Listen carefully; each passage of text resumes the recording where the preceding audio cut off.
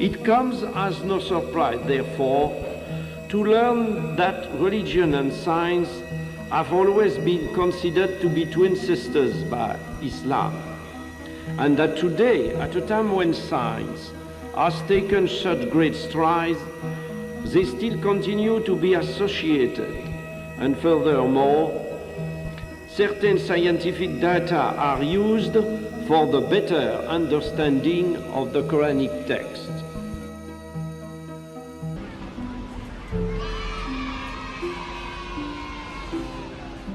In 1935, I was 15 in a Christian college, and at that time, very important discoveries of necessarily human paintings in caverns in the south of Spain were made, and the specialists said, very likely, these paintings date back to about 15,000 years from now.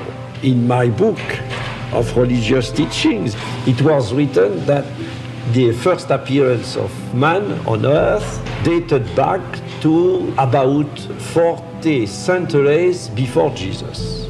I said to him, what is the credible? The father said to me, no, please don't confuse two things. You have the science and you have religion. If there is something which is not in accordance, it's the religion who said the truth. But I told him that it is impossible. It's a well-established fact. The first appearance of man on earth cannot be evaluated to this time. It is impossible. We were educated. Religion said something, and science said another thing. I said to myself, something is going wrong. In the Gospel of Luke, for example, you have between Adam and Jesus 76 generations are mentioned. That is not possible. Exegetes in Christian or Jewish communities think that the religious teachings were inspired to the author of the Bible, but considering the things which are not religious teachings, it's a fact that they wrote according to the ideas, superstition, myth of their time. When I was at that time in approximately in the 40s, received Muslim patients in Paris, and when I had the opportunity to speak with many of them concerning their religion. For me, originally, I thought that the Quran was the work of a man. I took the decision to learn Arabic in Paris. I was 50 exactly at that time. The students are able to read the parts of the Quran which are not too much difficult, like most of the passages of Surah Al-Baqarah, for example, and at the same time, modern Arabic, like Al-Ayam min Taha Hussein, to compare the Arabic language of the Quran, Al-Fusha, with modern Arabic. That was an excellent thing for us to make a comparison and to feel that the language of the Quran was something without any comparison. When I finished my studies, thanks to God, I was in a position to read the Quran without any preconceived idea. At the beginning, without at all a belief in the fact that the Quran might be the word of God. I took notice of a lot of verses. At the end, that was approximately between 150 and 200 verses, and gathered all these verses by discipline, by chapters, and I was extremely embarrassed. I said to myself, but it appears to me that it is impossible, considering what was the story of sciences, that a man who have written that almost 14 centuries ago. In 1976, for the first time, in a lecture at the French Academy of Medicine in Paris, the word Quran appeared. They were stupefied, and the question which was put was the following one: are you sure that the text of the Quran we have now is the text of the old times. I said them, go to our national library and you will be able to find all texts of the Quran of the 8th century of the Christian era. And you will be in a position to compare the text of that time and the text which is widespread now. This was not an objection, that was a question. This lecture has not have been forgotten. The book appeared in 1976, and now it is a bestseller in France. The 13th edition in French was in preparation, and I have received last year the Golden Book Award. The publisher said me that last year they printed in French 140,000 copies, not including the pocketbook editions to be sent to foreign countries. You do not think that it is a belief in Islam which would have been as the starting point of the thing. Not at all. It is through scientific reasoning. I said the Quran cannot be the work of a man. It's a terrible thing when in your life, when you are almost 50, you have in your mind, you say, but maybe I am completely wrong about the Holy Scriptures, but it's terrible. Alors, I wanted absolutely to improve my knowledge concerning the Quran without any particular aim, not at all.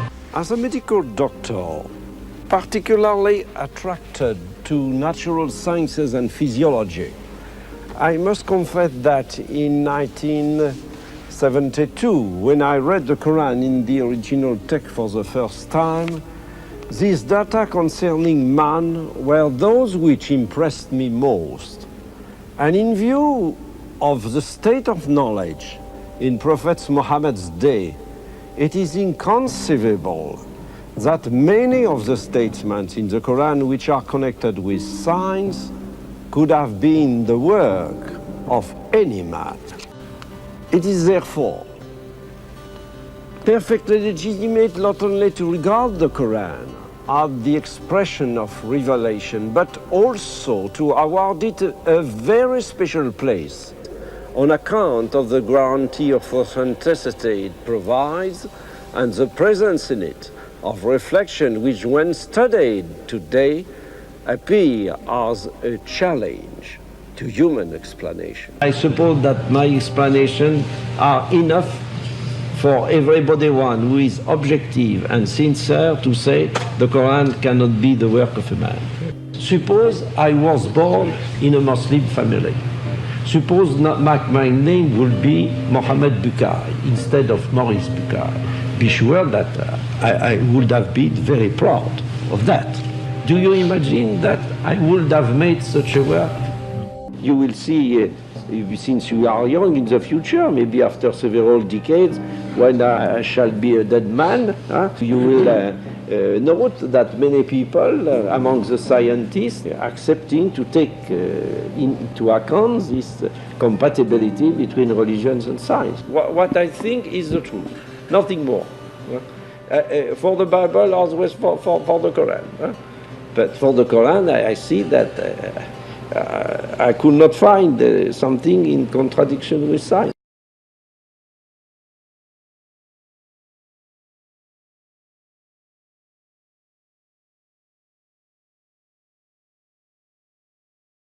Haman 6 times appeared in the Quran. I visited famous specialists in hieroglyphs in Paris, and I told him I know a text which appeared during the 7th century of the Christian era. He knew perfectly well the Arabic language. I wrote Haman before him, and he said me that is not possible, because the hieroglyphs were absolutely unknown between the 3rd century and the discovery of Champollion during the 19th century. It's not possible. I told him, yes, it's not possible, but maybe you will have another opinion when you will see this Arabic text. What it is, this text? I told him, I want to, at first, that you tell me the meaning of Haman in hieroglyph. I said, Haman is a family name of the New Kingdom, and if you consult to the library of the Collège de France, the famous dictionary of the family name of the New Kingdom by a German author whose name is Ranke, you might find Haman. And he said me, I do not remember exactly what was the profession of Haman, but the profession of Haman is indicated in this dictionary. I went to the library, and in the dictionary it was written, Haman, a director of the workers in quarries. That is to say, the man who was building with stones, of course, because at that time the great monuments were built with stone, not at all with wood. And so that you have in this dictionary of the hieroglyphic name the name of Haman, to whom the Pharaoh said, build a tower. And when I came back to this professor, this expert, and I said to him, have a look, and I opened the Quran before him, he was stupefied without any voice. I told him, like the Bible preserved the name of Ramesses, the Quran preserved the name of Haman. He was stupefied and he was without voice, and he said, maybe we might write something about that in the future, and unfortunately, 6 months later, he died.